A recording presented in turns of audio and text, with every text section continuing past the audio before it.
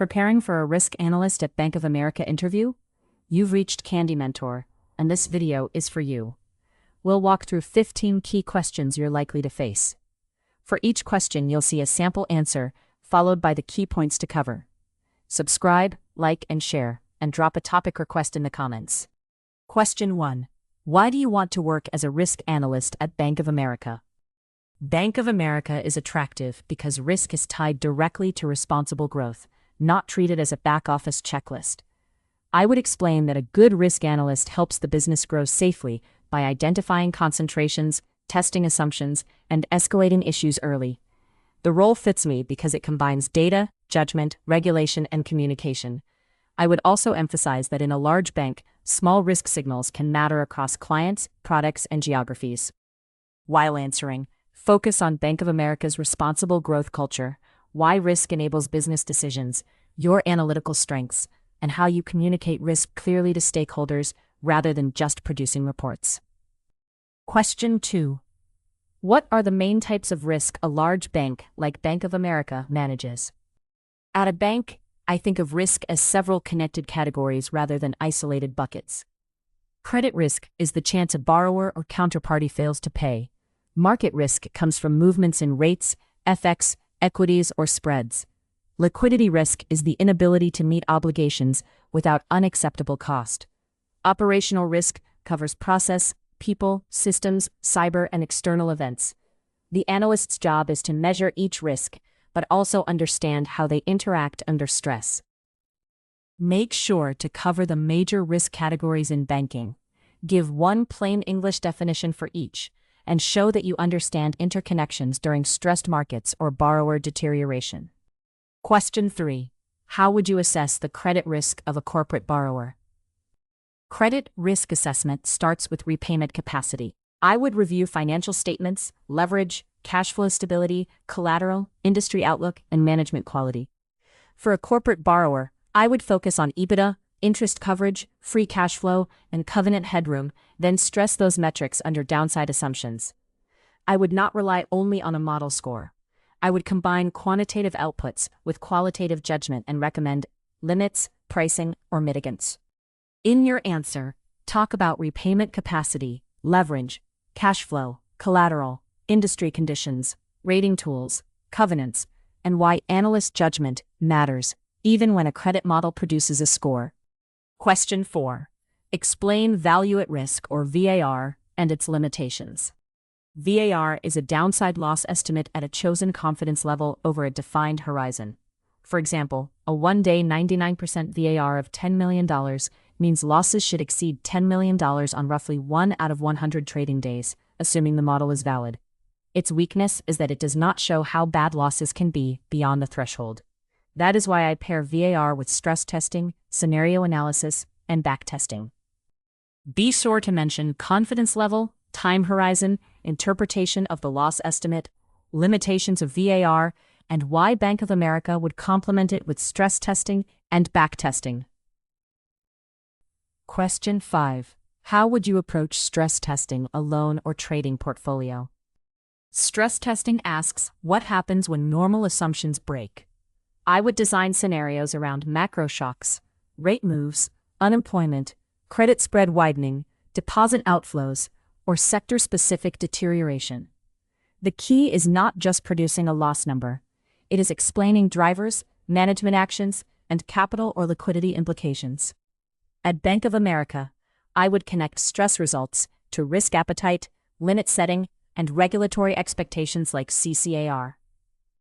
While answering, focus on scenario design, macro variables, portfolio impact, capital and liquidity implications, management actions, and the difference between regulatory stress testing and internal risk management. Question 6. What is a risk appetite framework, and why does it matter? Risk appetite translates strategy into boundaries. In practice, it means defining how much credit loss, market exposure, operational loss, liquidity strain, or concentration the bank is willing to accept. As an analyst, I would monitor metrics against limits, investigate breaches, and explain whether the breach is temporary, structural, or driven by a control weakness.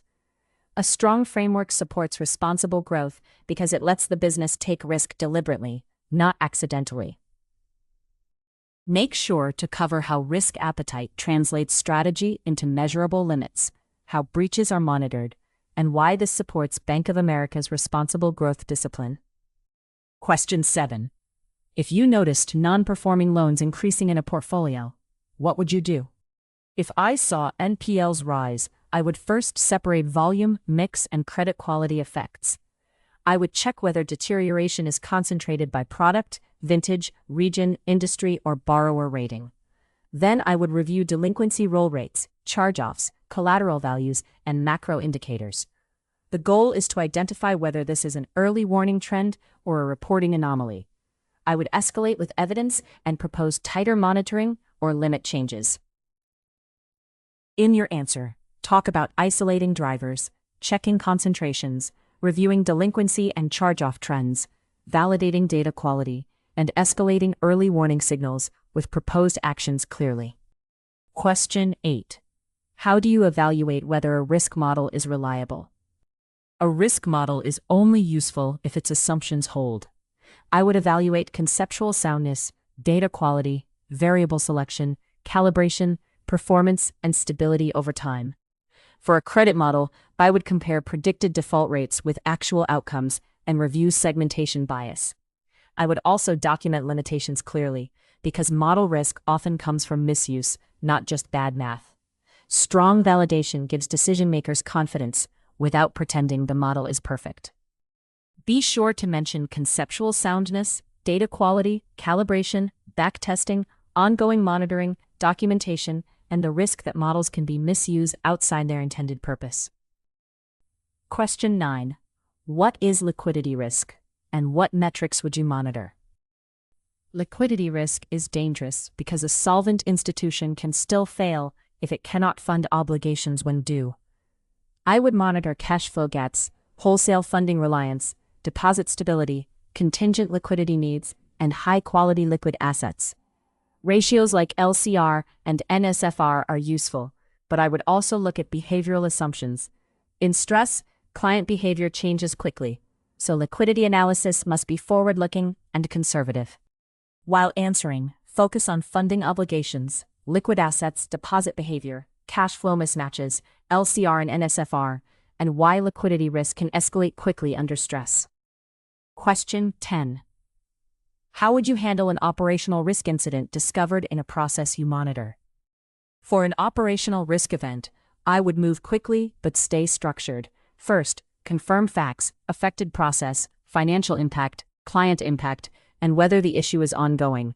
Then, I would classify the event, identify root cause, assess control failures, and coordinate remediation owners. I would also consider regulatory notification or escalation thresholds. The best answer shows I understand operational risk is about prevention, not just loss recording after the fact.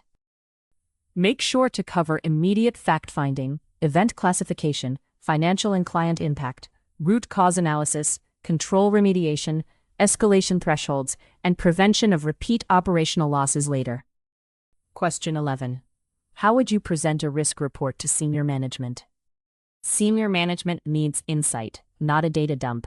I would start with the headline, what changed, why it matters, and whether action is needed. Then I would show key metrics versus limits, trend direction, drivers, and exceptions.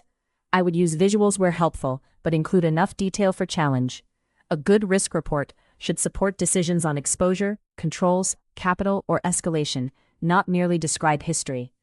In your answer, talk about turning data into insight, highlighting breaches or trends, explaining drivers, recommending actions, and tailoring the message to senior management's decision needs.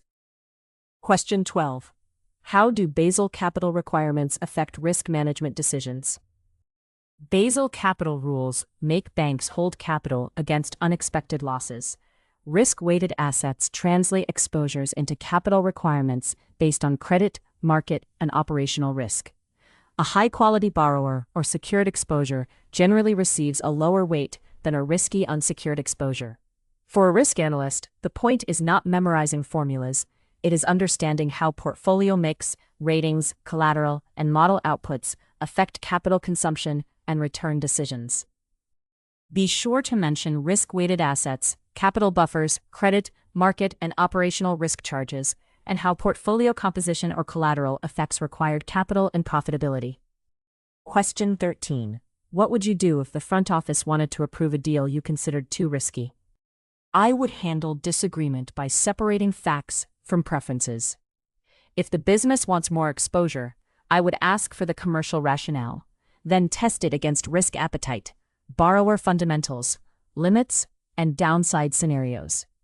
I would be open to mitigants like collateral, covenants, shorter tenor, or lower limits. If the risk remains outside appetite, I would escalate clearly. The goal is partnership with independent challenge, not being a rubber stamp. While answering, focus on independent challenge, evidence-based discussion, risk appetite, possible mitigants, escalation discipline, and maintaining a constructive relationship with front office or business partners teams. Question 14. How do rising interest rates affect a bank's risk profile? Rising rates affect a bank through both earnings and valuation channels.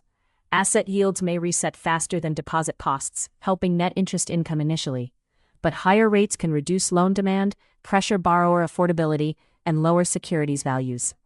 I would examine duration gaps, deposit betas, repricing schedules, hedges, and customer behavior. The risk question is whether the balance sheet benefits from rate moves or becomes exposed under different scenarios. Make sure to cover net interest income, repricing gaps, duration, deposit betas, borrower affordability, securities valuation, hedging, and the need to analyze multiple rate scenarios. Question 15. How would you ensure data quality in risk analytics and reporting? Risk analytics is only as good as the data feeding it. I would reconcile source data to authoritative systems, check completeness, duplicates, outliers, stale values, and mapping logic. If I found an issue, I would quantify impact before fixing it. For example, a missing rating field could distort risk-weighted assets or limit utilization. I would document controls and automate recurring checks so errors do not reappear. In your answer, talk about source system reconciliation, completeness checks, outliers, mapping logic, impact assessment, documentation, automation, and why data quality is foundational to risk decisions. If you're still with us, congratulations. You are much ahead of the rest and serious about preparing for your interview. We hope we were able to add value to your preparation and create some helpful content. Do not forget to like and share this video. Your small act can do great things for us.